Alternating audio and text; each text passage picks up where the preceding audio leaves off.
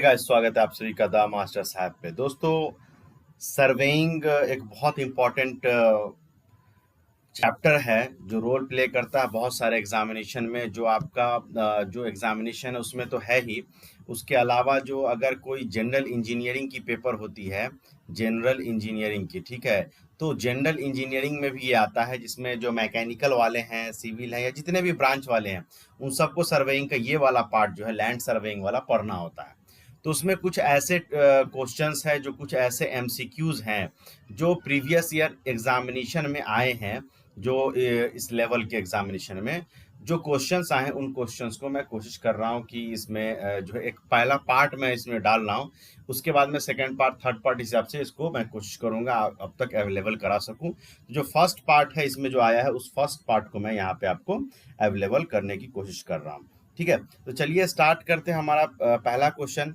दोस्तों, पहला क्वेश्चन है कि the ruling principle of surveying is to.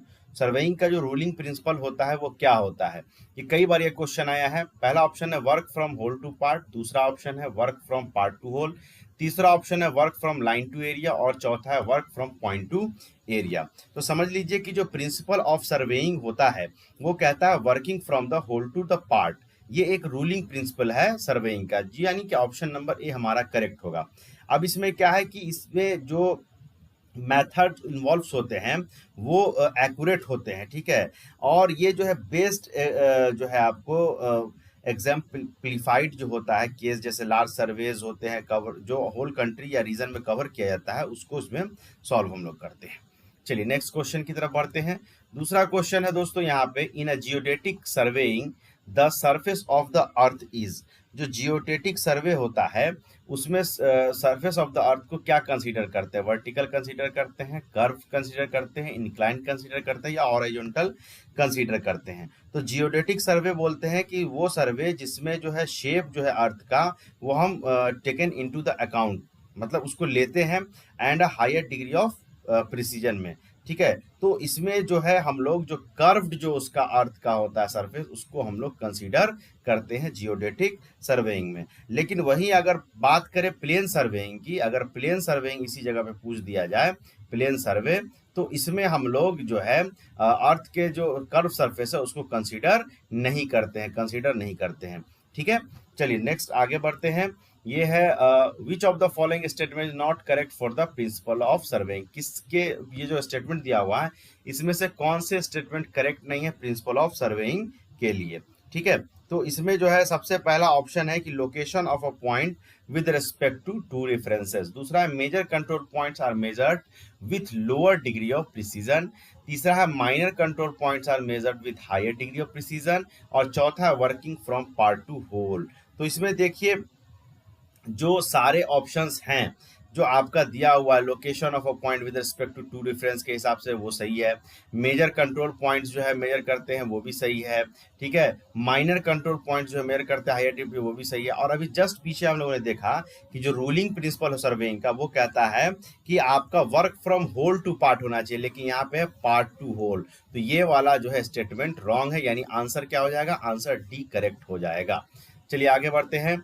आगे हमारा क्वेश्चन है a survey which are made to fix the property line. वो सर्वे जिसमें हम क्या करते हैं, प्रॉपर्टी लाइन को फिक्स कर देते हैं। किसको? प्रॉपर्टी लाइन को हम लोग फिक्स कर देते हैं, ठीक है। The calculation of village land area, जो विलेज लैंड एरिया है या जो ट्रांसफर ऑफ लैंड प्रॉपर्टी होता है एक ऑनर से दूसरे के बीच, उसमें जो है कौन सा सर्वे हम लोग करते हैं, ठीक है। तो इसमें देखिए टोपोग्राफिकल सर्वे दिया हुआ है, ठीक है, दूसरा है आपको कैडेस्ट्रल सर्वे है, सिटी सर्वेइंग है और इंजीनियरिंग सर्वेइंग है। तो दोस्तों ये टोपोग्राफिकल सर्वे होता है, ये कंडक्ट हम लोग करते हैं जो डेटा है उसको पाने के लिए और मैप बनाने के लिए जो है जो इनइक्वालिटीज लैंड सरफेस का है उसको इंडिकेट करने के लिए हम लोग यूज करते हैं। किसको? टोपोग्राफिकल सर्वेस को। दूसरा है कैडेस्ट्रल सर्वे। कैडेस्ट्रल सर्वे जो होता है वो हमारा फिक्स करता है प्रॉपर्टी लाइंस को। कैडेस्ट्रल सर्वे क्या करता है? फिक्स करता है प्रॉपर्टी लाइन को, ठीक है, प्रॉपर्टी लाइन को क्या करता है? कैडेस्ट्रल सर्वे फिक्स करता है। दूसरा की जो कैलकुलेशन होता है लैंड एरिया का वो भी होता है, क्या होता है इसका ऑप्शन देख लीजिए, कैलकुलेशन ऑफ लैंड एरिया, ठीक है, इसको भी करता है ये। और ट्रांसफर ऑफ लैंड प्रॉपर्टी, एक ऑनर से दूसरे ऑनर, ये सारी चीजें जो है कैडेस्ट्रल सर्वे में होता है। अच्छा, ये और भी जो है, ये बाउंड्री जो होती है म्यूनिसिपैलिटीज की और स्टेट या फेडरल जुरिडिक्शन की, उसमें भी हम लोग कैडेस्ट्रल सर्वे का ही इस्तेमाल करते हैं। तो ऑप्शन हो गया कैडेस्ट्रल सर्वे, ठीक है। उसी तरीके से आपका इंजीनियरिंग सर्वे है, तो ये सर्वे क्या करते हैं, ये डिजाइन यूज करते हैं हम लोग, डिजाइन और कंस्ट्रक्शन जो न्यू रूल्स होते हैं जैसे रोड और रेलवे का होता है उसके लिए, और कैलकुलेट करते एरिया या वॉल्यूम ऑफ लैंड को, कर्व के रूट को सेट करने के लिए इंजीनियरिंग कर्वे को। तो मेन यहाँ पे ये क्वेश्चन बहुत इंपॉर्टेंट है, बहुत इंपॉर्टेंट है कि अगर प्रॉपर्टी लाइन अगर हमको चाहिए फिक्स करना है विलेज लैंड एरिया को, या एक ऑनर से दूसरे ऑनर को जो हम लोग ट्रांसफर करते हैं लैंड को, तो उसके लिए हम लोग कौन सा सर्वे करते हैं, कैडेस्ट्रल सर्वे करते हैं। चलिए आगे बढ़ते हैं नेक्स्ट क्वेश्चन के बीच। हमारा क्वेश्चन है up to what amount of area plane surveying is done, किस अमाउंट ऑफ एरिया तक हम लोग प्लेन सर्वेइंग करते हैं, 800 square kilometre, 1000 square kilometre, 260 square kilometre या 560 स्क्वायर किलोमीटर। तो दोस्तों जो कर्वेचर होता है अर्थ सरफेस का, वो हम लोग किस में लेते हैं, जियोडेटिक सर्वे लेते हैं। किस में लेते हैं, जियोडेटिक। अभी जस्ट हमने डिस्कस किया कि जो कर्व सरफेस होता है, वो कर्व सरफेस अर्थ का हम लोग लेते हैं किसमें, जियोडेटिक सर्वे में, ठीक है। प्लेन सर्वे में हम लोग नहीं लेते हैं, ठीक है। अब जो है ये जो आपका प्लेन सर्वेइंग है, इसमें जो है लार्जर एरिया हम लोग 260 स्क्वायर किलोमीटर से ज्यादा कर लेते हैं, ठीक है।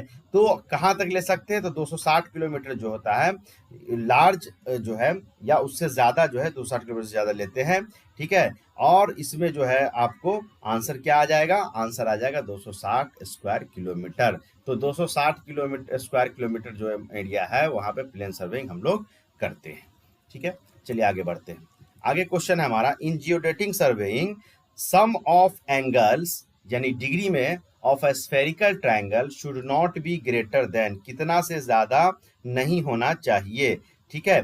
तो यहाँ पे ऑप्शन है 180 डिग्री, 270 डिग्री, 360 डिग्री और दोस्तों 540 डिग्री।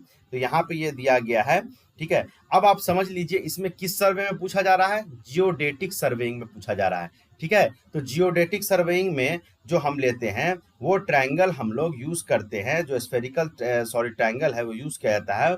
वो सम ऑफ एंगल जो वेरी करता है, जो वैल्यू वेरीज करता है, वो 180 डिग्री से लेके 540 डिग्री तक वेरी करता है। तो हमारा ऑप्शन जो होगा कि शुड नॉट ग्रेटर देन, मतलब कितना से ज्यादा नहीं होना चाहिए, तो 540 से ज्यादा नहीं होना चाहिए और 180 से कम नहीं होना चाहिए।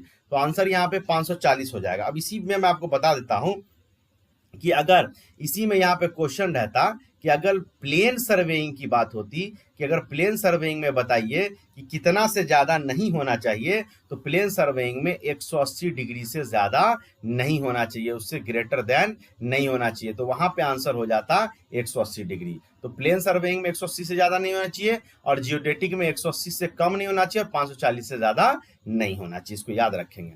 चलिए नेक्स्ट क्वेश्चन हम लोग बढ़ते हैं दोस्तों। नेक्स्ट क्वेश्चन है हमारा, what is the difference between the sum of interior angles of plane triangle and spherical triangle for area of triangle 195 square kilometre, ठीक है, ऑन द अर्थ सरफेस, ठीक है। तो क्या डिफरेंस होगा जो सम ऑफ इंटीरियर एंगल होगा प्लेन ट्रायंगल का और स्फेरिकल ट्रायंगल का, जिसमें area of triangle 195 square kilometre दिया हुआ है। तो इसमें ऑप्शन देख लेते हैं, एक है 1 degree, 1 minute, 1 second and 1 radian. तो ऑप्शन जो होगा दोस्तों, ये ऑप्शन हो जाएगा 1 सेकेंड का, ठीक है। तो 1 सेकेंड जो होता है वो डिफरेंस होता है sum of interior angle of plane triangle and spherical triangle of area का, जो कि आपको 195 किलोमीटर स्क्वायर होता है, ठीक है। तो जो इंटीरियर एंगल है, जैसे कि मान लीजिए मैं आपको बता देता हूं कि अगर ये हमारा क्या है कि ट्रायंगल है, ये ट्रायंगल है, इसको समझ लीजिए, ये हमारा ट्रायंगल है दोस्तों। अब इस ट्रायंगल में क्या है कि अगर हमारा जो डिफरेंस निकालना है वो इंटीरियर प्लेन ट्रायंगल का और स्फेरिकल का, तो स्फेरिकल के लिए हम लोग यहाँ पे इसको स्फेरिकल ले लीजिए, ये ऐसे स्फेरिकल हो गया हमारा, ये स्फेरिकल हो गया, ये स्फेरिकल हो गया, ठीक है। अब इसमें मैं कलर चेंज करके आपको बताता हूँ, थोड़ा सा इसमें समझ में आएगा, आसानी होगी। अब देखिए, अगर ये स्फेरिकल वाले पार्ट को देखिए दोस्तों, स्फेरिकल पार्ट, तो स्फेरिकल पार्ट जो है, अब ये सबसे पहले ये वाले पार्ट में देखिए, अगर इसको हम लोग मान लेते हैं ए, इसको एंगल को मान लेते हैं बी, ठीक है, इस एंगल को मान लेते हैं सी, ठीक है। अब एक एंगल क्या होगा, स्फीयर वाला होगा, ये वाला स्फीयर वाला, ठीक है। इसको मान लेते हैं हम अल्फा, इसको मान लेते हैं हम लोग बीटा, और इसको मान लेते हैं हम लोग गामा, ठीक है। तो ये जो डिफरेंस होता है, तो अगर इस डिफरेंस को हम लोग देखें तो ये अगर alpha plus beta plus gamma, ठीक है, माइनस ये जो हमारा होगा ए प्लस बी प्लस सी, ये किसके बराबर हो जाएगा, 1 सेकंड के बराबर हो जाएगा, ठीक है। तो आंसर क्या हो जाएगा, 1 सेकंड हमारा आंसर होगा, जो सुटेबल आंसर होगा वो 1 सेकंड हमारा आंसर आएगा, ठीक है। चलिए आगे बढ़ते हैं।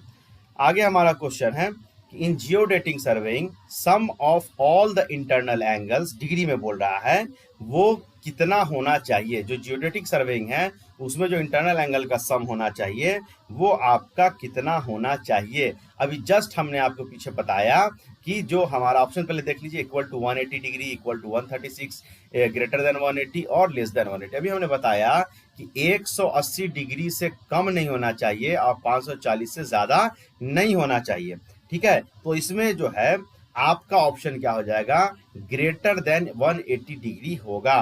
तो जो जियोडेटिक सर्वेइंग होता है उसमें हम लोग अर्थ के कर्वेचर को क्या करते हैं, इन अकाउंट में लाते हैं, और जो सम ऑफ एंगल ऑफ ट्रायंगल होता है जिसमें वो ग्रेटर देन 180 डिग्री होता है और लेस देन 540 डिग्री होता है। तो ऑप्शन क्या हो जाएगा, 180 डिग्री हमारा यहाँ पे ऑप्शन हो जाएगा, ठीक है।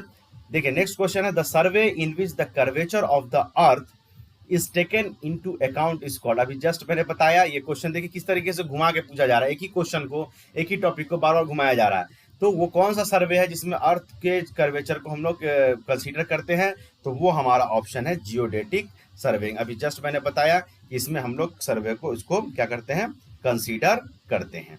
चलिए आगे बढ़ते हैं। आगे क्वेश्चन है, hydrographic surveys deal with the mapping of.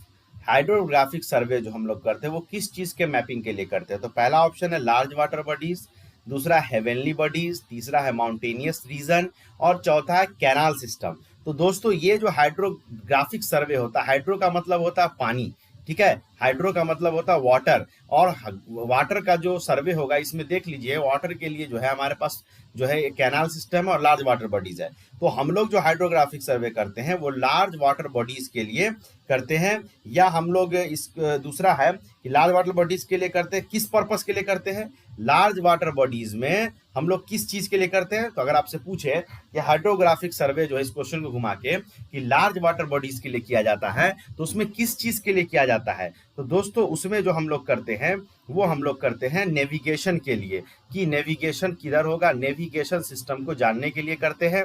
दूसरा कि वाटर सप्लाई के लिए हम लोग करते हैं, ठीक है, वाटर सप्लाई के लिए हम लोग करते हैं, और जो हार्बर वर्क्स होता है, हार्बर वर्क्स जो बनाया जाता है उसके लिए हम लोग इसको करते हैं, डिटर्मिनेशन के लिए, फॉर डिटर्मिनेशन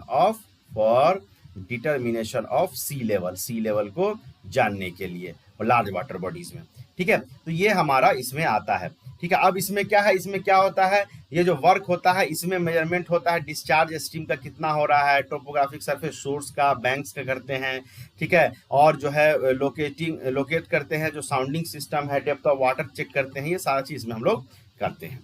चलिए आगे बढ़ते हैं। नेक्स्ट क्वेश्चन है, geodetic survey is different from plane surveying because.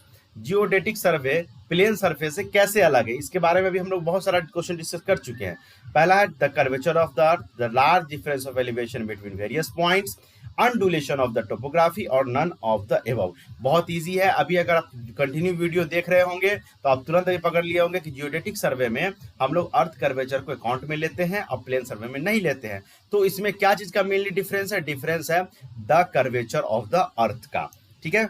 चलिए आगे बढ़ते हैं। आगे है difference in length of an arc and it's subtended code on earth surface for a distance of 18.2 kilometre is what. ठीक है, तो सबसे पहले समझ लीजिए, इसके लिए ऑप्शन दिया हुआ 10 mm, 15 mm, 22 mm और 100 mm। जो डिफरेंस होता है लेंथ ऑफ आर्क का और उसके सबटेंडेड कोड का अर्थ सरफेस का, वो डिस्टेंस जो होता है 18.2 किलोमीटर होता है। याद रखिएगा 18.2 किलोमीटर होता है डिस्टेंस, ठीक है। और ये जो होता है डिफरेंस लेंथ का, ये होता है 15 mm का, ठीक है। तो कभी 15 mm देकर 18.2 किलोमीटर पूछ लेगा, और ये अभी जो है आंसर आपका हो जाएगा 15 mm, ठीक है। अब इसके आगे चलते हैं। इसके आगे क्वेश्चन है, for a well condition triangle no angle should be less than. जो वेल कंडीशन ट्रायंगल होता है उसमें कोई भी एंगल कितना से कम नहीं होना चाहिए, 20 डिग्री से, 30 डिग्री से, 45 डिग्री से और 60 डिग्री से। तो दोस्तों सबसे पहले इस बात को आप समझ लीजिए कि जो वेल एंगल ट्रायंगल होता है वो होता क्या है। तो देखिए सबसे पहले आप समझिए कि वेल कंडीशन ट्रायंगल होता है कि वो ट्रायंगल वेल ट्रायंगल कहलाता है जिसमें कोई भी एंगल जो होता है इसका लेस देन 30 डिग्री नहीं हो और मोर देन 120 डिग्री नहीं हो, यानी कि वेल कंडीशन ट्रायंगल। तो वेल कंडीशन ट्रायंगल जो होता है दोस्तों, इसमें कंडीशन क्या होता है कि कोई भी एंगल, नो एंगल, कोई भी एंगल जो होगा वो आपका लेस देन जो है 30 डिग्री नहीं होना चाहिए और मोर देन आपका 120 डिग्री नहीं होना चाहिए। मतलब 120 डिग्री से ज्यादा नहीं होगा और 30 डिग्री से कम नहीं होगा। तो यहाँ पे क्या आंसर हो जाएगा दोस्तों, यहाँ पे आंसर हो जाएगा 30 डिग्री, 30 डिग्री यहाँ पे आंसर हो जाएगा। चलिए बहुत अच्छा, अब इसके आगे बढ़ते हैं नेक्स्ट क्वेश्चन की तरफ। तो नेक्स्ट क्वेश्चन की तरफ बढ़ रहे हैं। अब इसमें बोल रहा है कि if the smallest division of a vernier is longer than the smallest division of its primary scale, the vernier is known as। उस वर्नियर का नाम बताइए जिसमें जो स्मॉलेस्ट डिवीजन होता है वर्नियर का वो बड़ा होता है स्मॉलेस्ट इसके प्राइमरी स्केल से, ठीक है। तो उसको हम लोग क्या बोलते हैं। पहला ऑप्शन है आपका direct vernier, double vernier, simple vernier और रेट्रोग्रेड वर्नियर, ठीक है। तो अब इसमें होता क्या है कि ये जो हमारा डबल वर्नियर है या सिंगल वर्नियर है या सिंपल वर्नियर है, इसमें जो रेट्रोग्रेड वर्नियर होता है, इस रेट्रोग्रेड वर्नियर में जो स्मॉलेस्ट डिवीजन होगा वर्नियर का वो बड़ा होता है उसके प्राइमरी जो स्केल होता है उससे, ठीक है। और इसका लिस्ट काउंट सबसे इंपॉर्टेंट है। आप लोग जानते होंगे कि लिस्ट काउंट जो इसका निकाला जाता है वो S/N इसका फॉर्मूला होता है, उससे हम लोग इसको निकालते हैं। नेक्स्ट क्वेश्चन है दोस्तों, the scale in which 3 successive dimensions can be measured at a time. उस स्केल का नाम बताइए जिसमें एक बार में 3 डायमेंशंस को आप मेजर कर सकते हैं, एक बार में 3 डायमेंशन को मेजर कर सकते हैं। बहुत इंपॉर्टेंट क्वेश्चन है। देखिए पहला ऑप्शन हमारे पास है कॉर्ड स्केल, दूसरा है डायगोनल स्केल, तीसरा है प्लेन स्केल और चौथा है आपका वर्नियर स्केल।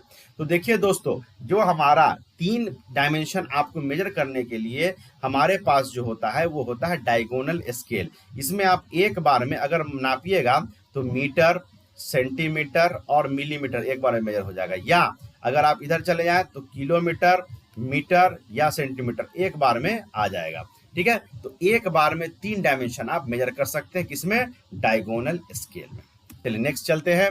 नेक्स्ट है plumb bob lines at 2 different places in plane surveying are. जो प्लेन सर्वेइंग होता है उसमें प्लम बॉब लाइन जो होता है 2 अलग अलग प्लेसेस में वो क्या होता है, cut at the centre of the earth, centre of the अर्थ को कट करता है, इंक्लाइंड करता है, पैरेलल होता है एक दूसरे के और परपेंडिकुलर होता है एक दूसरे को। तो दोस्तों देखिए, अगर आप 2 डिफरेंट प्लेसेस, यानी मान लीजिए ये हमारा सरफेस है, इसमें प्लम बॉब डालते हैं तो प्लम बॉब हमेशा 90 डिग्री पे होता है। तो एक यहाँ पे आ गया पोजीशन 1 पे और एक यहाँ पे आ गया पोजीशन 2 पे। अब देखिए 2 डिफरेंट प्लेसेस पे जो प्लेन बॉब लाइन होगा सर्वेइंग वो क्या होगा, देखिए एक दूसरे के ये पैरेलल है, क्या है, पैरेलल है। तो आंसर क्या हो जाएगा, पैरेलल टू ईच अदर।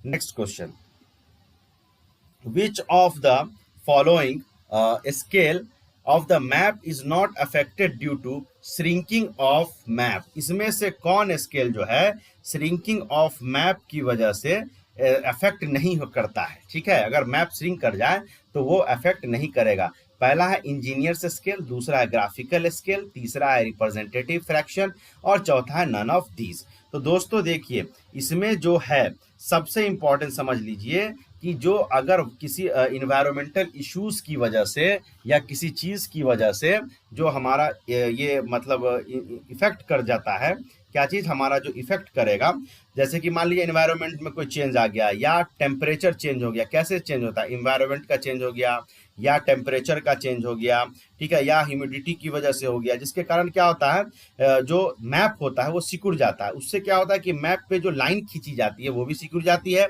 ठीक है। तो ऐसे स्थिति में जो उसका मेजरमेंट होता है वो सही नहीं पढ़ पाते हैं। तो तो इसीलिए इस एरर को दूर करने के लिए ड्राइंग शीट पर एक कोने पे जो है ग्राफिकल स्केल बना दिया जाता है। क्या बनाया जाता है? Graphical scale. आप गौर कीजिएगा, उसके एक मैप के एक कोने पे एक ग्राफिकल स्केल होगा, ठीक है। ग्राफिकल स्केल बना दिया जाता है क्योंकि ये जो स्केल है वो कागज के सिकुड़ने पे भी उसी मतलब जो है प्रोपोर्शन में सिकुड़ता है, जिससे जो है आप उसको सही सही पढ़ सकते हैं। तो जो आंसर हो जाएगा वो हो जाएगा ग्राफिकल स्केल, ठीक है। चलिए नेक्स्ट क्वेश्चन है दोस्तों, which of the following instrument is used for आपको which of the following instrument is used for measurement of sightning object in plane table surveying? इसमें से कौन सा जो है हम लोग इसमें यूज करते हैं, किस चीज के लिए? मेजरमेंट और के लिए साइटनिंग ऑब्जेक्ट को प्लेन टेबल सर्वेइंग में। तो हमारे पास ऑप्शन है, पहला एलिडेट, दूसरा है क्लिनोमीटर, तीसरा है क्रॉस स्टाफ और चौथा है प्रिज्म स्क्वायर। तो हमारा दोस्तों कि इसमें कौन इंस्ट्रूमेंट यूज करेंगे ऑब्जेक्ट प्लेन टेबल सर्वे में साइटनिंग के लिए? तो साइटनिंग के लिए हम लोग यूज करते दोस्तों एलिडेट को, ठीक है। एलिडेट का इस्तेमाल हम लोग करते हैं साइटनिंग में, ठीक है। एलिडेट जो होता है एक लंबा और एकदम चिपटा हुआ होता है और उसके जो एजेस होते हैं उस पर कुछ पटरी टाइप की लगी होती है, जिससे क्या होता है कि आप उसको आसानी से मेजर कर सकते हैं और साइट कर सकते हैं। नेक्स्ट क्वेश्चन है, the line which is used to collect the details of the object in an area. उस लाइन को बताइए जिससे हम लोग जो है किसी एरिया के ऑब्जेक्ट के डिटेल को हम लोग क्या करते हैं? कलेक्ट करते हैं। तो पहला ऑप्शन है बेस लाइन, दूसरा है आपका चेक लाइन, तीसरा है आपका मेन लाइन और चौथा है आपका टाई लाइन। तो दोस्तों किससे हम लोग इसको ये करेंगे, पता करेंगे? तो देखिए हमारा सवाल पहले समझिए कि वो लाइन बताइए जिससे हम लोग कलेक्ट करते हैं डिटेल ऑफ द ऑब्जेक्ट को किसी एरिया में। तो मान लीजिए ये हमारा एक एरिया है, ठीक है, और इसमें हमको ऑब्जेक्ट को कलेक्ट करना है, सपोज दैट, ठीक है। और इसमें मान लेते हैं कि चलिए हम लोग देख लेते हैं बेस लाइन और ये सब क्या होता है। देखिए ये वाला जो लाइन है, इसको मैं थोड़ा कलर को चेंज कर देता हूँ दोस्तों। ये देखिए ये वाली जो लाइन है, इस लाइन को हम लोग बोलते हैं मेन सर्वे लाइन। क्या बोलते हैं? मेन सर्वे लाइन। ये मेन सर्वे लाइन हो गई, ठीक है। अब इसके बाद अगर हमको क्या करना है, बेस लाइन खींचना है, तो इसका एक डायगोनल हम खींचेंगे इस तरीके से, ठीक है। ये हमारा हो गया बेस लाइन, ये क्या हो गया हमारा? बेस लाइन, ठीक है। अब इसके बाद अगर हमको चेक करना है तो एक लाइन इसके ऊपर हम देखेंगे और यहाँ से हमको ये मिल जाएगा चेक लाइन। क्या मिल जाएगा? चेक लाइन, समझ लीजिए। अब हमको क्या है कि ये जो बेस लाइन है, चेक लाइन है, मान लीजिए यहाँ पे बहुत सारा डेटा दिया हुआ, बहुत सारा डेटा है। मान लीजिए यहाँ पे एक प्लेइंग राउंड जो है ट्रैवल करने वाला है, यहाँ पे एक रोड बना हुआ है, सपोज करिए रोड बना हुआ है ना, बहुत सारा चीज़ है। यहाँ पे कुछ स्विमिंग पूल या कोई ऐसी चीज़ें बनी हुई हैं, यहाँ पे कुछ और चीज़ें बना हुआ है। अब इसको क्या करना है, हमको ऑब्जेक्ट को डिटेल को इसको हमको चाहिए। तो इसके डिटेल के लिए हम लोग क्या करते हैं, इसके डिटेल के लिए हम लोग दोस्तों क्या करते हैं कि यहाँ पे एक हम लोग लाइन खींचते हैं इस पॉइंट से इस पॉइंट के बीच, इस पॉइंट से इस पॉइंट के बीच, ठीक है। यही हमारा क्या कहलाता है? टाई लाइन कहलाता है। क्या कहलाता है? टाई लाइन कहलाता है, टाई लाइन, ठीक है। ये टाई लाइन से जो है हम लोग यहाँ पर के एरिया को क्या करते हैं? कलेक्ट करते हैं डिटेल को, ठीक है। तो आंसर क्या हो जाएगा हमारा? Option number D, tie line is the correct answer, ठीक है। अब इसके बाद है क्वेश्चन कि the maximum error on the drawing should not be greater then. जो ड्राइंग में आप कितना ज्यादा गलती कर सकते हैं एमएम में, उससे ज्यादा अगर होगा तो आपको ड्राइंग जो है एलिजिबल या सही नहीं होगा। तो देखिए ऑप्शन यहाँ पे दिया हुआ 0.01 mm, 0.025 mm, तीसरा है 0.25 mm और चौथा है 0.1 mm। तो दोस्तों देखिए जो हमारा जो एरर होता है वो आपका 0.25 mm से ज़्यादा नहीं होना चाहिए, 0.25 mm से ज़्यादा नहीं होना चाहिए, ठीक है। तो आंसर क्या हो जाएगा? 0.25 mm। अब है which one is the upper limit of survey area square kilometre में for use of plane survey. Plane survey के लिए जो अपर लिमिट एरिया है वो हमारा क्या होना चाहिए? अभी जस्ट इससे पहले हमने इस क्वेश्चन को किया था और मैंने बताया भी था इसके बारे में डिटेल कि जो हमारा अपर लिमिट एरिया होता है सर्वे का प्लेन सर्वेइंग में वो 250 स्क्वायर किलोमीटर से ज़्यादा नहीं होना चाहिए। इसके बारे में हमने बात भी की थी, पीछे मैंने इसका डिटेल बताया था। ये हमने बताया था जियोडेटिक के बारे में, मैंने बताया था जियोडेटिक के बारे में, उसी में मैंने बताया था प्लेन सर्वे का। देखिए क्वेश्चन भी आ गया। अब आ गया ये नेक्स्ट क्वेश्चन है, the curvature of the earth surface, the curvature of the earth surface is taken into account if the extent of survey is more than, ठीक है, कर्वेचर ऑफ द सर्वे जो है हम अगर लेते हैं तो एक्सटेंट ऑफ द सर्वे जो है वो कितना होना चाहिए, more than 100 square kilometre, 160 square kilometre, या 500 किलोमीटर स्क्वायर, या 260 किलोमीटर स्क्वायर। तो अभी जस्ट हमने आपको बताया कि जो है हमारा जो sir extent of the survey होगा वो कितना हो जाएगा, 260 किलोमीटर स्क्वायर हमारा आंसर आएगा। तो ऑप्शन नंबर क्या हो जाएगा, हमारा डी आंसर हो जाएगा। चलिए नेक्स्ट है, in a diagonal scale, in a diagonal scale only units can be shown, सिर्फ यूनिट ही शो किया जाता है, ठीक है, डायगोनल स्केल में। दूसरा है कि यूनिट टेंथ्स कैन बी शोन, ठीक है। तीसरा है unit tens and hundreds can be shown, और चौथा है unit tens, hundred and thousand can be shown. तो दोस्तों अभी जस्ट मैंने आपको बताया कि डायगोनल स्केल में एक बार में 3 डायमेंशन मेजर कर सकते हैं। तो सबसे पहले देखिए यहाँ पे यूनिट्स तो नहीं होगा, और यहाँ पे यूनिट टेंस 2 ही डायमेंशन आता है, यहाँ पे देखिए 3 डायमेंशन आता है, यूनिट टेंस और हंड्रेड्स, ठीक है। तो यहाँ पे आंसर क्या हो जाएगा, सी आंसर हो जाएगा कि 3 में हम लोग ले सकते हैं, ठीक है। तो आंसर क्या हो जाएगा, सी हो जाएगा। तो दोस्तों ये कुछ जो चीज़ें थी मैंने कोशिश की है आप तक पहुंचाने की। अगर इसमें आपको लगता है कि और क्वेश्चन मुझे ऐड करना चाहिए तो मुझे कमेंट में बताइए, मैं दूसरा पार्ट इसको बना के ऐड करूंगा। इसी तरीके से इसके बहुत सर्वेइंग में मैं बहुत सारे पार्ट्स में अलग अलग टॉपिक वाइज, जैसे ये लैंड का है तो इसके बाद मैं कोशिश करूंगा चेन का एक अलग सर्वे बनाऊं, कंपास के सर्वे का अलग क्वेश्चन बनाऊं, जो इंपॉर्टेंट क्वेश्चन है और जो पहले आ चुका है, ठीक है, जो इंपॉर्टेंट क्वेश्चन है जो पहले आ चुका है जिससे हमें जानकारी मिल सके, उन क्वेश्चंस को आप तक मैं पहुंचाने की कोशिश करूंगा। तो इस वीडियो को ज़्यादा से ज़्यादा लाइक करिए, शेयर करिए और अपने दोस्तों तक शेयर करिए ताकि लोग इसका फायदा उठा सकें। Thank you very much.